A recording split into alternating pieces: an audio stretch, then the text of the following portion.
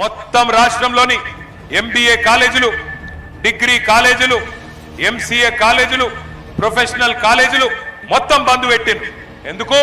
అప్పుడెప్పుడో స్వర్గీయ doctor YS Rajasekhar Reddy గారు ప్రవేశపెట్టిన ఫీజు రీయింబర్స్మెంట్ పథకం ఇయాల తుంగలో దొక్కుతున్నాడు రేవంత్ రెడ్డి. 10,000 కోట్లు ఇయాల ఆ విద్యా సంస్థలకు బకాయి పడ్డాడు.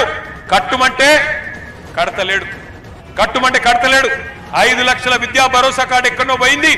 10,000 కోట్లు ఇయాల మొత్తం లక్షలాది మంది విద్యార్థులకు బాకీ పడ్డాడు.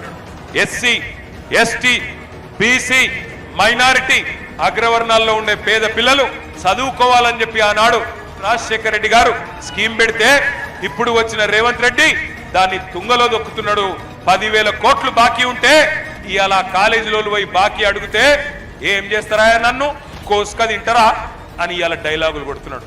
డైలాగులు కొట్టడే కాదు, కాలేజీలను బ్లాక్ మెయిల్ చేస్తున్నాడు. విజిలెన్స్ దాడులు చేపిస్తా, నీ మీద కాలేజీల మీద విజిలెన్స్ దాడులు చేపిస్తా, కాలేజీలు మూపిస్తా అని ఇవాళ బెదిరిస్తా ఉన్నాడు రేవంత్ రెడ్డి.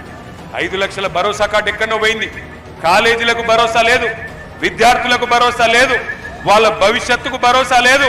లక్షలాది మంది తల్లిదండ్రులకు ఇలా కంటి నిండా నిద్రలేని పరిస్థితి తెచ్చిండు రేవంత్ రెడ్డి. ఒక్కసారి ఆలోచించమని కొడుతున్నా. లక్షలాది మంది పిల్లలకు ఫీజు కట్టనోడు జూబ్లీహిల్స్ అభివృద్ధి చేస్తారంటే నమ్ముదామా? లక్షలాది మంది పిల్లలకు ఫీజు రీయింబర్స్మెంట్ ఇయ్యనోడు జూబ్లీహిల్స్ లో అభివృద్ధి చేస్తా ఓటేయండి అంటే నమ్ముదామా? నమ్ముదామా?